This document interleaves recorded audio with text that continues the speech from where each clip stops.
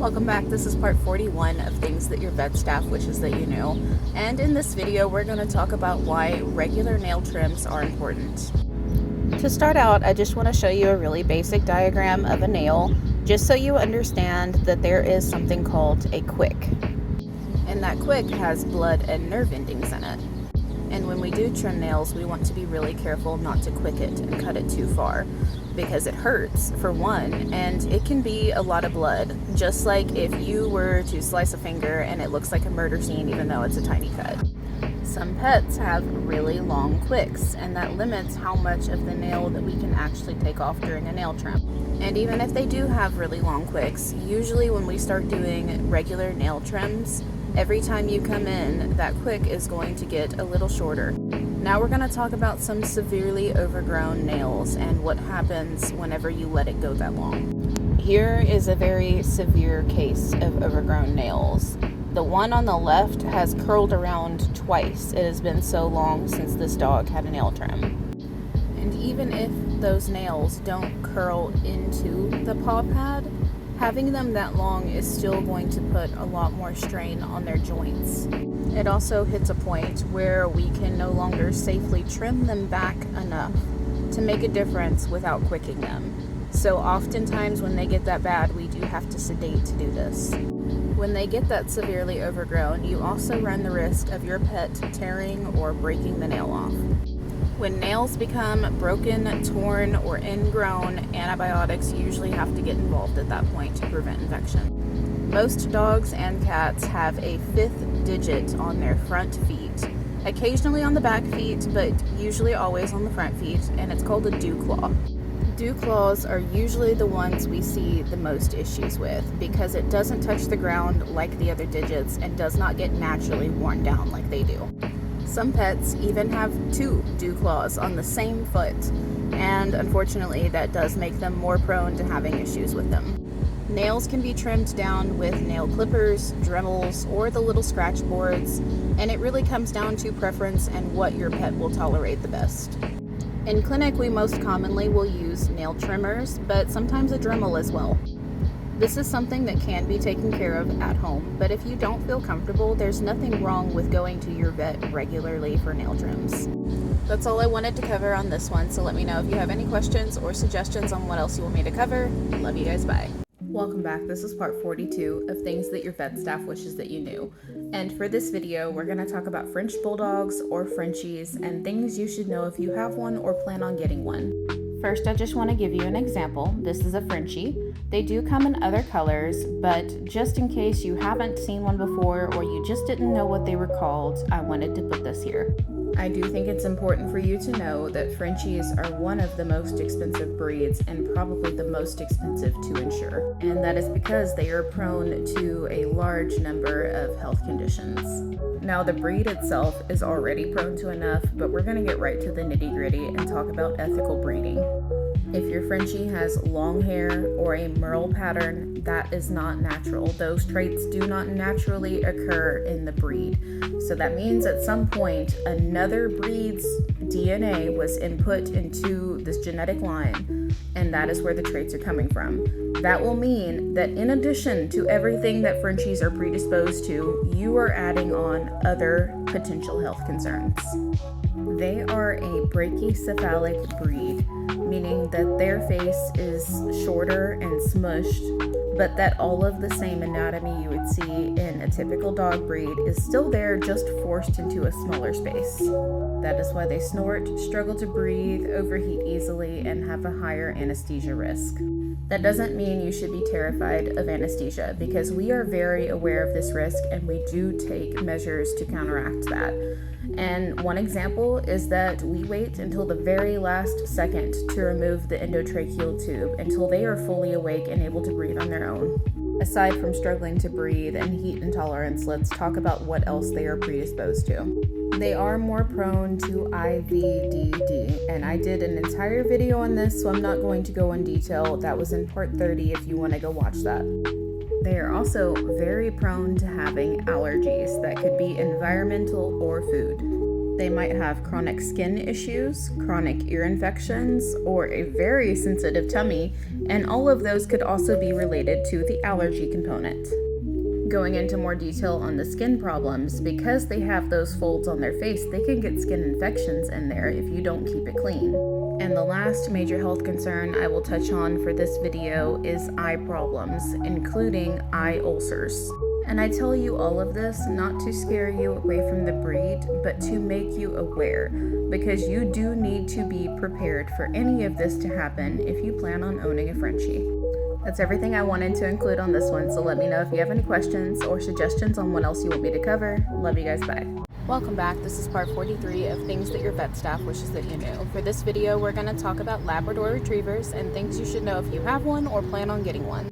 Now, I do think most people at some point have seen these dogs and know what they are, but I'm still going to include this picture and just mentioned that these are the three main coat colors you will see in labs: the chocolate lab, the black lab, and a yellow lab. These are one of the most common dog breeds because they tend to be very good family dogs, but it's important to know they are a sporting breed, and that means they're going to have some high energy. They have a tendency to be prone to destructive behavior when they're bored, counter surfing because they are very food motivated, and eating random objects, which could put them at risk for a foreign body obstruction. They also have a tendency to be prone to obesity, and a big factor for that is that many of them are missing the POMC gene, or the pro-opiomelanocortin gene, and that is responsible for telling them that they are full. They can be prone to arthritis, hip dysplasia, and CCL tears, and for each of those, I have made a previous video going into more detail, so that's all I will leave here. You are more than welcome to go watch those if you would like more detail. They can be prone to elbow dysplasia and lipomas. Lipomas are benign fatty tumors. So most of the time, whenever you have your vet check out one of these little lumps, they will tell you as long as your dog is not bothered and as long as it's not growing, it's not a problem. And the last major health predisposition I will mention for this video is ear infections. So they do have those big floppy ears, and many of them love water, and that can put them more at risk for having ear infections. They tend to be friendly, social, and usually very good with kids, and that is what makes them such a good family dog. The food motivation makes them very trainable, and this is one of the most common breeds you'll see be a service dog. They were originally bred as working dogs for retrieving game, like waterfowl, and that would include things like ducks and geese. And because of what they were bred for is why you see a lot of them that are kind of obsessed with carrying things gently around in their mouths. That's all I'm going to cover for this video, so let me know if you have any questions or suggestions for what else you want me to cover. Love you guys, bye.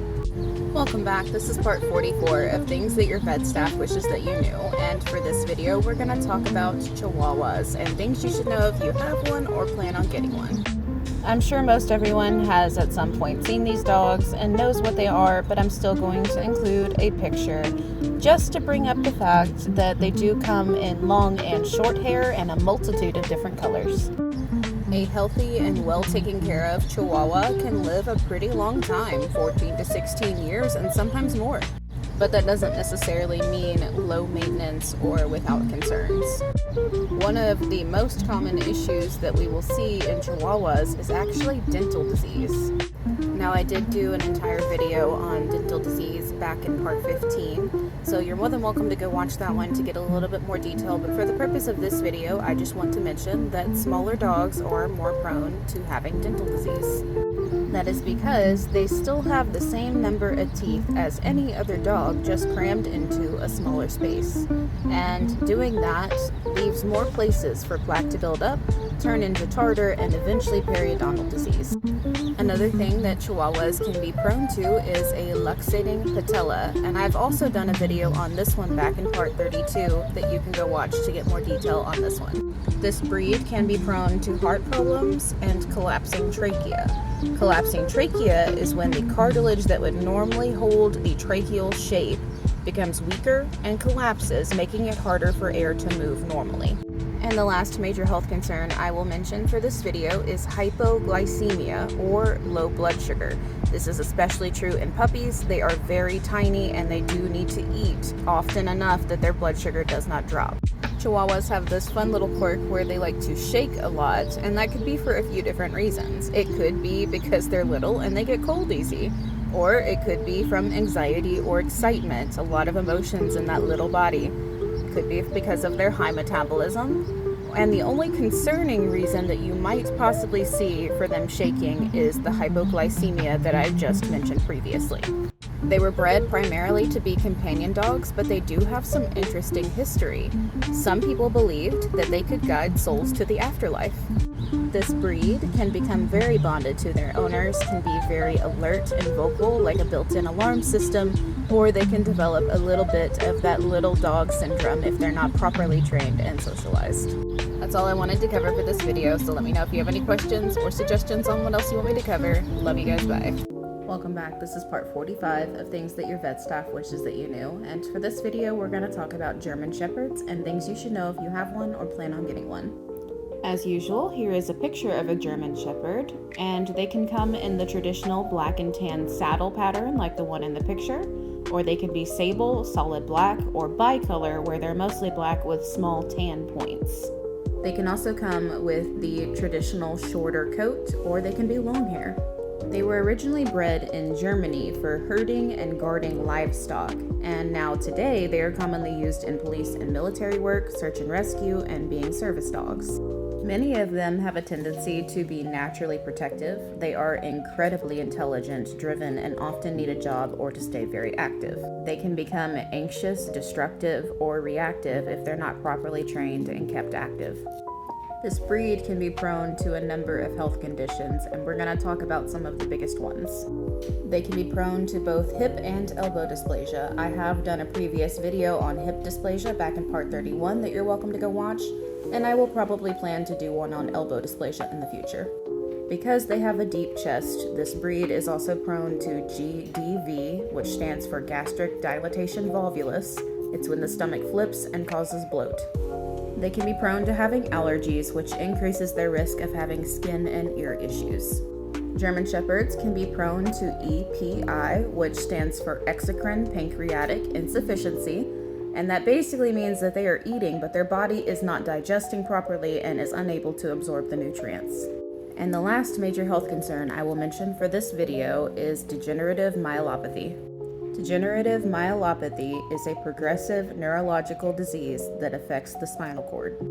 It is similar to ALS or amyotrophic lateral sclerosis in humans, and as the name suggests, it is degenerative and there is no cure for it. It often starts as hind limb weakness, but will eventually progress to paralysis.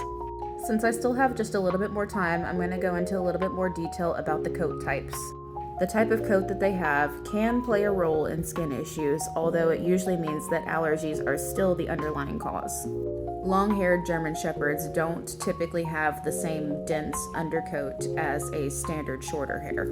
That means that the ones with long hair might be slightly less weather resistant and more prone to matting, while the shorter hair, if they don't have a healthy coat, can get moisture trapped underneath that undercoat and cause issues there. And that is all I'm going to cover for this video, so let me know if you have any questions or suggestions on what else you want me to cover. Love you guys, bye. Welcome back. This is part 46 of things your vet staff wishes you knew, and for this video we're going to talk about the Cavalier King Charles Spaniel and things you should know if you have one or plan on getting one. Let's talk about coat color. So this picture does show all 4 colors that we will normally see in a Cavy. The first one is called Blenheim, which is white with chestnut patches, tricolor, black, white, and tan, ruby, which is solid red, and black and tan. They are a toy breed that was originally bred to be companion and lap dogs. They tend to be generally great with kids, other pets, and strangers, and super affectionate. They are actually named after King Charles II of England, who happened to be very obsessed with this breed. This can be an absolutely phenomenal dog to own, but that does not mean they are low maintenance or without concern. We are going to talk about some of the biggest health concerns that they are prone to. The first health condition that they are prone to that we're going to discuss in this video is SM or syringomyelia. Syringomyelia, in the simplest terms, is basically when the skull is too small, causing brain overcrowding and can disrupt the spinal fluid flow. Symptoms of this can include attempting to scratch without actually touching the skin, neck sensitivity or pain, avoiding being touched around the head or neck, and yelping for no obvious reason. This breed has some large, prominent eyes, and that can make them more prone to eye issues such as dry eye, cherry eye, cataracts, and corneal ulcers. They can be prone to ear issues and ear infections because they have those big floppy ears. They can be prone to dental disease because they are a small breed, and they can also be prone to obesity because they're very food motivated and can sometimes have some low activity levels. And the last major health concern that we're going to mention for this video can be the most serious, and that is MVD, or mitral valve disease. Mitral valve disease is very common in cavies, and many develop it pretty young, 5 to 7 years old or even younger. Over time, the mitral valve in the heart degenerates, allowing blood to leak backward. This can cause heart enlargement and eventually heart failure. Heart murmurs are often the first sign that we will see, but it can progress to coughing, fatigue, breathing issues, and heat intolerance. It's a lifelong progressive condition. It can be managed but not cured, and most cases are progressive, but not all of them reach severe heart failure in their lifetime. While there is no foolproof way to prevent this, keeping them lean, avoiding unnecessary strain on the heart, and early detection can matter a lot here. That's all I have time for on this one, so let me know if you have any questions or suggestions on what else you want me to cover. Love you guys, bye. Welcome back. This is part 47 of things your vet staff wishes you knew. For this video, we're going to talk about why your vet staff might be running behind. For starters, I just want to explain that the vast majority of the time, we are only allotted 30-minute appointment slots. There might be more leniency depending on what clinic you go to, but I will say for my clinic specifically, we will get in trouble if we mark it for longer than 30 minutes. So with that in mind, if we have a completely booked day back-to-back appointments, it takes very little for us to run behind for the entire day. Also, just because the appointment was only marked for 30 minutes does not mean that you're walking out the door right at 30 minutes. Sometimes we have a whole bunch of diagnostics, or maybe just a particularly difficult patient that took extra time. So maybe you're there an hour, and now we still have that other appointment that was behind you that is also there. There's also the possibility that we could have an urgent visit or an emergency pop up where we have to take care of that immediately, and it pushes the rest of the schedule behind. Another factor is staffing. So if we had a call out, or maybe we're just bare bones at the time and we're waiting to hire a new tech or a new doctor, it makes it harder for us to keep up with what we might be able to do normally. We could run behind from something as simple as a really chatty and friendly owner, or maybe even a new time pet owner that has a whole bunch of questions. And don't get me wrong, our goal is not to rush you through that. We want you to feel like you've been heard and all of your questions have been answered and your pet is taken care of. Another thing that I have frequently seen us run behind because of is a euthanasia appointment. And I want you to hear that and take it lightly, because our goal is to give you every bit of that time that you need. We do not want to rush you. We will find a way to work around it and get everything else done. That room and that time is yours. In smaller clinics specifically, I have seen room shortages become a problem. So if we have 2 doctors that have 2 appointments that are running slightly behind, we only have 5 rooms total. That's 4 that are taken up right now. And then our 3rd doctor, they have 1 in that room, but then you show up, you're the next one, and you're ready for your appointment. Then I have to sit you up front, and we can't even have a tech come start your appointment until we can get you into one of those rooms. All of that is just to say, we don't like running behind either. We do not want to feel rushed, and we don't want you to feel rushed. We want everybody to get the best care possible.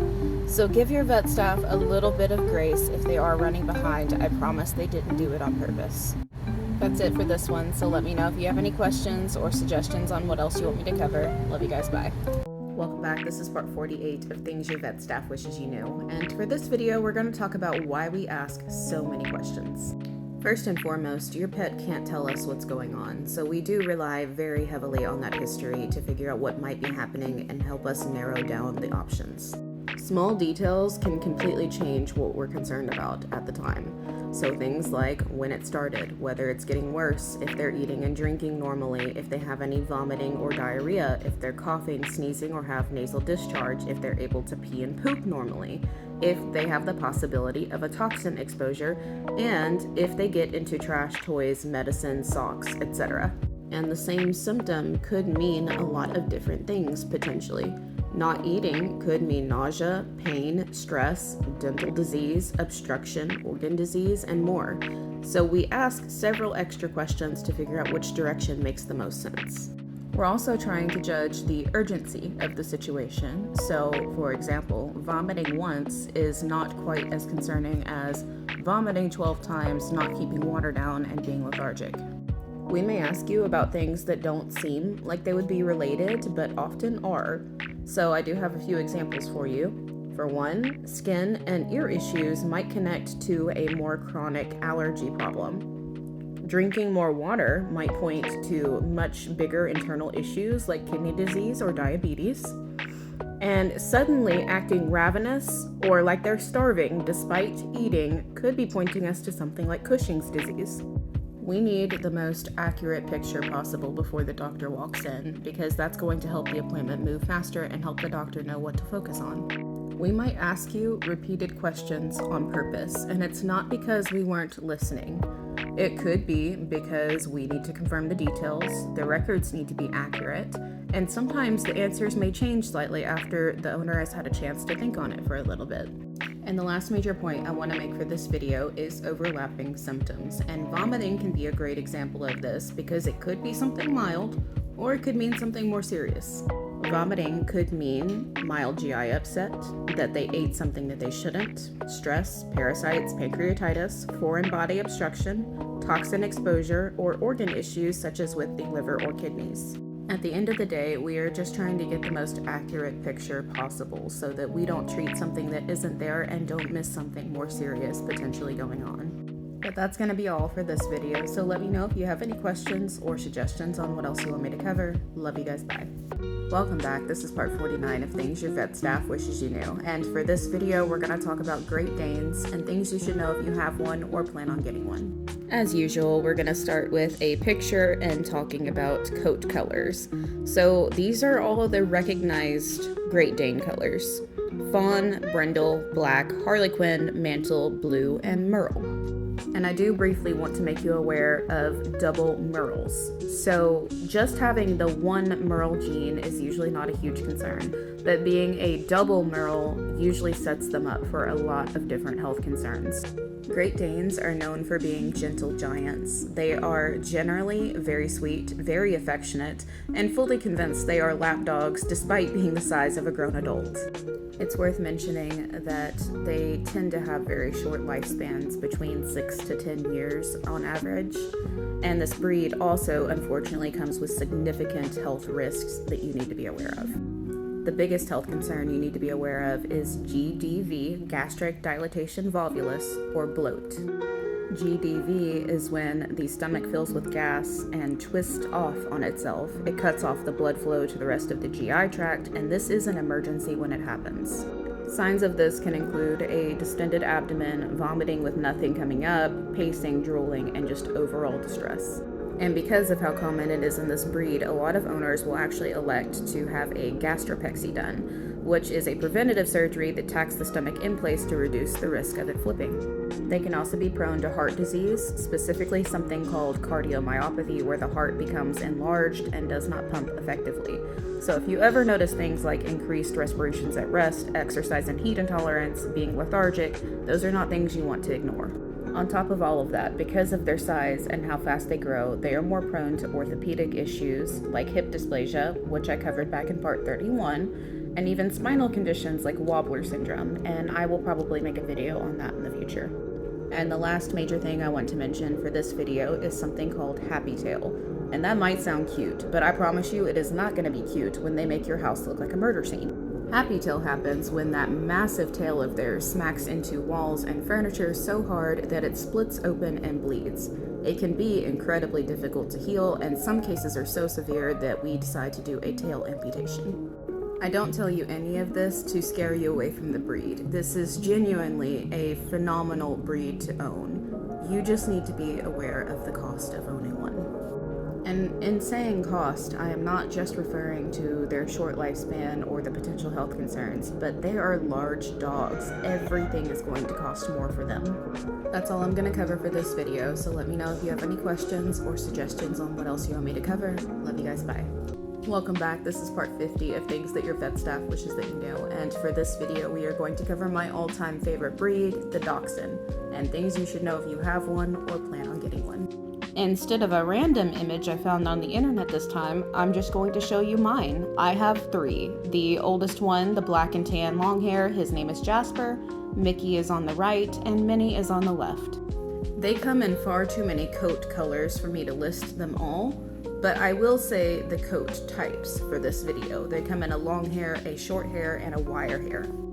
They are typically divided into either standard dachshunds or miniature dachshunds, but there's this little middle ground that unofficially people call tweenies. The number one thing I want new dachshund owners to know is this is not just a lap dog. These dogs were bred to hunt badgers. And what I need you to understand about that is badgers are not nice, easy animals to hunt. They are tough, aggressive, and will fight back without question. All of that just to say, this breed is not a beginner breed. It is not for the weak. Now, obviously, I mean this with love. I clearly love the breed very much, to the point that my entire home and everything I own is decorated in wieners. Now let's talk about how that translates into their personalities. Dachshunds are very stubborn and independent. They're bold and opinionated. They're very vocal. They're very bonded to their owners, can be reactive or wary of strangers. They love to burrow and dig. They're selective listeners and will absolutely ignore you by choice.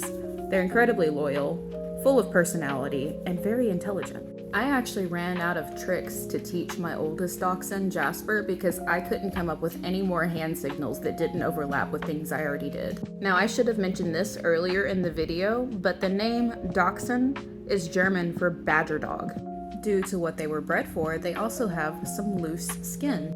That loose skin helped them by allowing them to twist and turn easily in tight spaces, as well as making it harder for a bite to cause serious damage. That was because the skin could move instead of tearing or holding them in place. I am already past 2 minutes, and I still haven't covered any of the potential health concerns. So this is clearly a breed that I have a lot to say about, and I will leave this video just talking about the breed itself and their personalities and things you should know. And for the next video, I will talk about all of the potential health concerns, because it's not a low maintenance breed by any means. So with that, that's all I'm going to cover for this video. Let me know if you have any questions or suggestions on what else you want me to cover, but otherwise I'll see you guys in the next video talking about all the potential health concerns. Love you guys, bye.